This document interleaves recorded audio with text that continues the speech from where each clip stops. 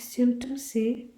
State 5 lessons that Christians learn from the raising of widow's son in Nain. Jesus has the power over death. Jesus is a great prophet. Jesus is the source of hope. Jesus is always ready to assist. Jesus is a teacher. Jesus requires people to have faith in him. Question 3a. Signs of the end of time.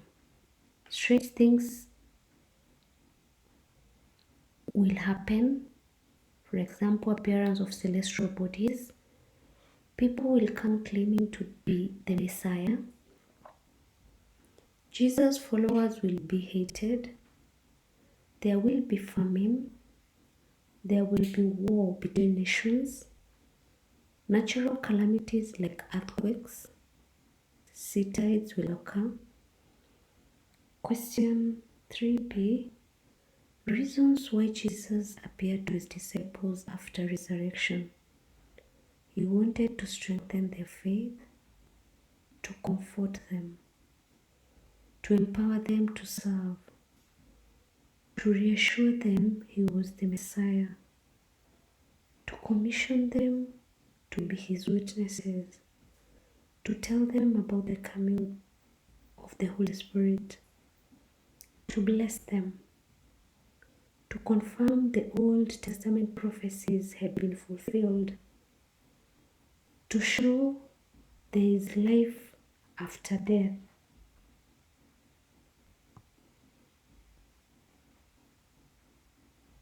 to present to them the correct interpretation of the suffering Messiah. Question 3c. How Christians prepare for the second coming of Jesus Christ.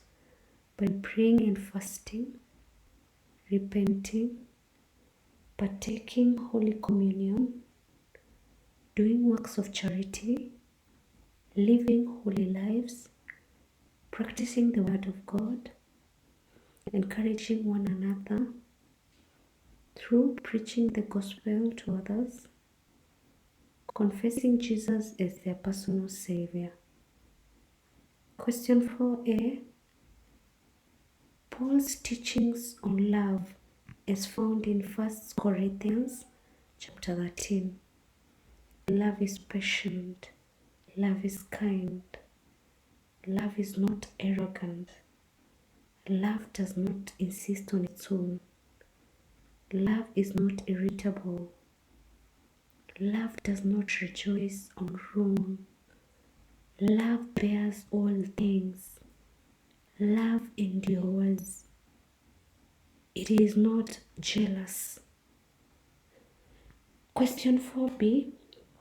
Teaching on the people of God. So the people of God are the believers. They are the chosen people. That is, they have been selected. They are royal priesthood. They are a holy nation. They belong to God. They were called from darkness to light. They were to declare wonderful deeds of God. They were once not people of God. They are led by the mercies of God. Question 4c. Ways in which Holy Spirit is manifested in church today.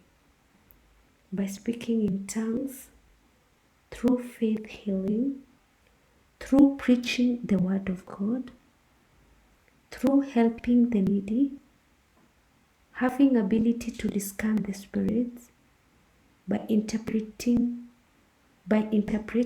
scriptures, condemning evils in the society, through Bible translation, and through the worship of God. Question 5a. Mention 6 similarities between the traditional African and the Christian view of human sexuality. In both, sexuality is a gift from God. In both, human sexuality is sacred. In both, the gift of sex should be enjoyed in marriage. In both, the gift of sex is for procreation. In both, sexual offenses are punishable. Elders, parents are to guide the youth regarding their sexuality, their sexuality in both. Question 5b. Outline 7 factors that have led to the increase of intermarriages among communities in Kenya today. Education, Christianity, migration, language, modern means of communication, sports and games, modern trade, modern means of transport. Question 5c. Challenges that children from single-parent families face in Kenya today. They may lack adequate basic needs. They face rejection. They may have psychological problems. They miss the love of one parent. They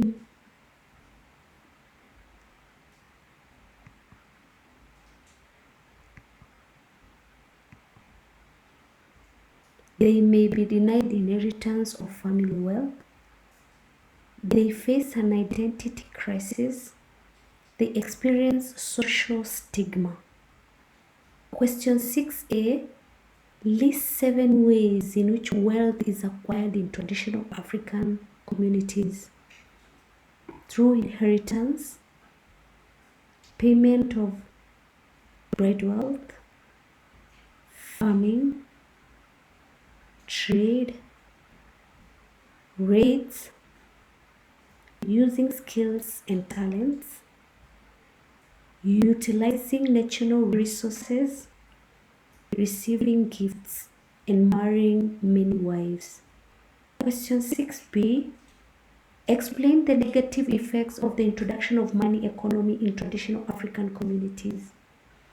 It has led to wage labor that has reduced communal working, led to rural-urban migration, destroying the closely knit way of life, formation of classes between the rich and the poor, led to individualism, changed ownership from communal to private, commercialization of bread wealth, shifted the respect accorded to elders, encouraged dependence on few individuals, led to social evils. Question 6c. How Christians in Kenya help to narrow the gap between the rich and the poor? Pay taxes to the government, create job opportunities, assist the poor access loans, condemning vices that widen the gap, exercising fairness, providing education to the poor, advocating application of virtues that promote equality. Did you understand? Kindly let me know in the comment section. Also let me know what video I can look at tomorrow. Thanks a lot for subscribing and listening to me. God bless you.